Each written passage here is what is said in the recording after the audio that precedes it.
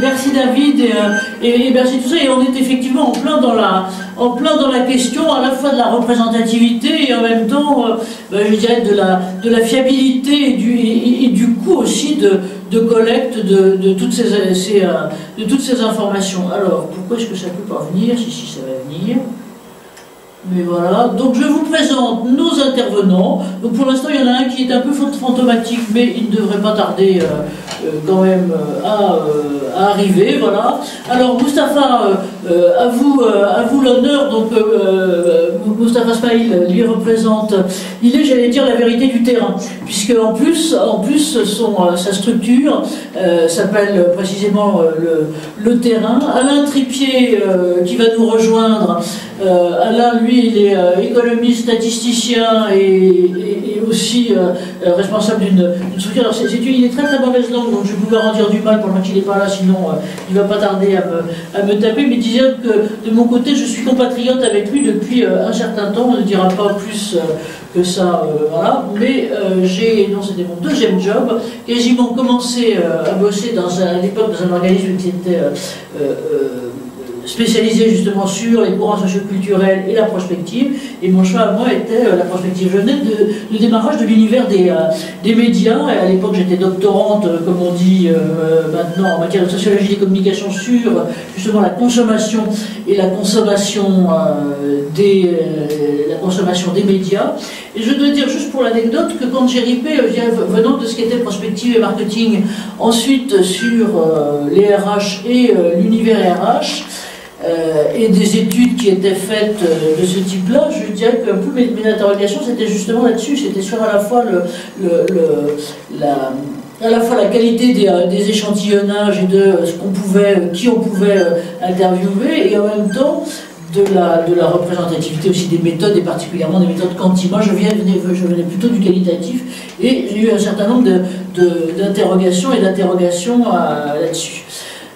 Juste pour resituer encore une fois nos domaines communs et ce que vous disiez David et Jean-Marie à propos de nos travaux, je dirais qu'on essaye toujours au cercle d'avoir, c'est pour ça qu'on appelle un peu nos manifestations le X-Forum, et avec vous tous ça sera aussi ça, c'est d'être en logique d'utilisateur. C'est que du côté de ceux qui sont les utilisateurs, soit des innovations technologiques, donc on fait pas mal de choses aussi sur les capteurs, sur les capteurs en réseau, mais qui sont des trucs très techno, ou bien sur des nouveaux comportements en matière de mobilité, en matière d'attitude par rapport à la violence ou autre. On essaye toujours de regarder et de donner la parole. Alors là, c'est de façon qualitative, encore une fois, moi je reviens à mes premières amours, à des utilisateurs, à ceux qui vivent sur le terrain ce type de choses. Mais effectivement, sur le fond, et sur ce qui est le besoin, j'allais dire, de fond de tout manager, quel que soit finalement son niveau de responsabilité, c'est de piloter à la fois une activité ou une entité en fonction de data, en fonction d'informations. Et on voit bien que en ce moment, moi c'était ma grande frustration quand j'étais qualitativiste, c'est qu'effectivement, on disait ce que tu racontes c'est bien, les analyses sont extrêmement fines, ce que tu disais David tout à l'heure, c'est-à-dire que finalement au niveau du contenu, 80% peut-être de la pertinence, ou même plus, on l'a par ce type de biais. En revanche, quand on avait affaire et sans doute c'est le cas pour vous aussi, à des décideurs, ils nous disaient, bon c'est très bien, mais ce que tu nous racontes, si ça n'a pas la valeur quantitative, ça n'a aucune valeur. Donc j'étais très très frustré à ce moment-là, mais quand même, bon, comment est-ce qu'on va passer finalement aux études quantitatives, et c'est au quantitativiste en chef qu'on posera la question. Alors, j'ai listé quelques questions qu'on se pose tous, notamment en ce moment en matière de sondage et de sondage politique, parce que tout le monde pense qu'à ça. En gros, c'est quelle est la part de l'influence, et finalement le vieux principe de Durkheim de l'incidence de l'observateur sur l'observé, la fréquence des sondages, leur nombre. Qu'est-ce que ça pose comme question en termes d'influence et de validité? Est-ce que finalement ils ne sont pas non plus, on peut se poser la question aussi pour les enquêtes internes, un peu instrumentalisées? Qu'est-ce que ça veut dire quand on a des gens qui aussi vous jettent à la figure des chiffres sans qu'on sache exactement sur quel échantillon et on a 42% de répondants, chez ces mecs-là. Voilà, 42% des gens qui disent ça, et donc il fallait dans ce sens-là. Des questions sur la formulation des questions, sur la façon même de poser les questions, qui est là, vraiment l'une des grandes difficultés. Là aussi, il fut un temps où à la fois dans des écoles de gestion, la Dauphine enseignait sur l'extrapolation justement des méthodes Marquette aux enquêtes sociales, l'importance de la formulation des questions, et puis ce qu'on avait vu aussi avec vous et avec toi David dans d'autres choses, qui étaient des questions de biais et de biais d'échantillonnage. De surcroît, il y a plein de nouveaux trucs aussi qui viennent avec les dites New Tech, donc les panels online, mais aussi d'autres choses. Tiens, ça c'est Alain qui arrive.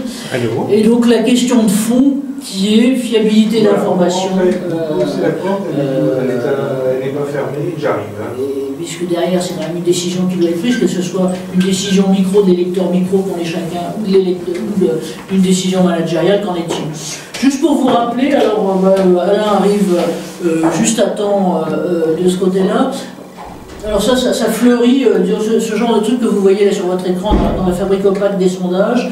Je ne sais pas si vous aviez lu, c'était dans Le Monde il y a 3-4 mois, un article qui était plus qu'au lance-flamme d'un journaliste donc, qui avait infiltré, et plus qu'infiltré assez aisément des panels online, et qui disait ben voilà, j'y avais pris N identités différentes, alors ça fait surgir des réponses diverses. On vous posera la question tout à l'heure de voilà, comment vous réagissez à ça, et puis des chroniques régulières qu'on voit dans tous les médias sur voilà, finalement, notamment en matière politique, les candidats ont des dénonciations, émettent des dénonciations des sondages qui sont à géométrie totalement variable selon, comme dirait l'autre, que les sondages leur sont favorables ou pas et autres. Et là, je vous en ai repris un tout petit bout, salut Alain, et là, je vous en ai repris un tout petit bout d'un article alors qui est paru dans...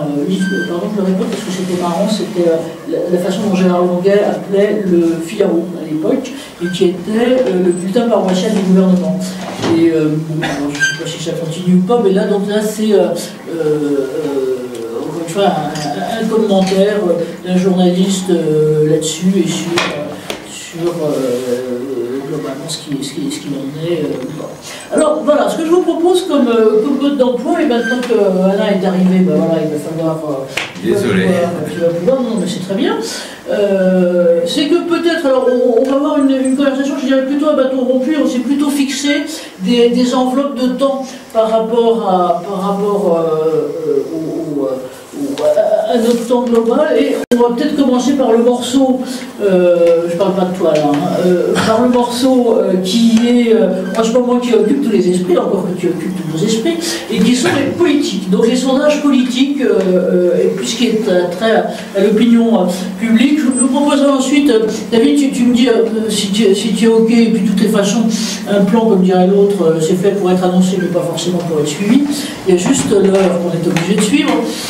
Deuxième point, ça sera plutôt qu'on regarde plutôt les enquêtes, j'allais dire, dans les champs professionnels. Donc soit ceux qui nous intéressent directement, justement, sur l'appui ou la préparation à la transformation des entreprises, mais aussi plus globalement sur l'amont, parce que la solidité des enquêtes quantitatives vient de là, le marketing et le marketing B2C, et puis les enquêtes internes dont on peut dire beaucoup de choses, ou pas d'ailleurs, et donc on compte un peu sur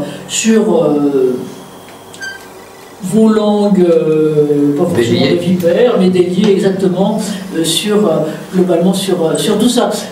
David, je te demande ton avis et autres, ça te va l'organisation avec ces 3 temps?